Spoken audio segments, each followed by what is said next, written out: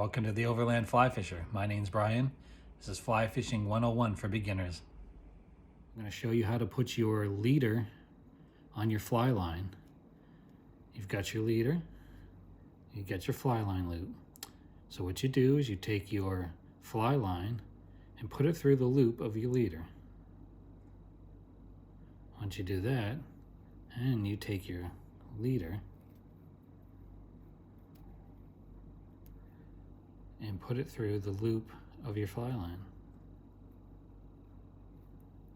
Pull your leader all the way through until it's completely out. Then you're left with the two loops together. Next, you just pull these loops together. Watch out for that knot that's on the leader. Once you get it through the loop, and you go, and you just pull together. And there you go. You're all set. Your leader is now on your fly line correctly.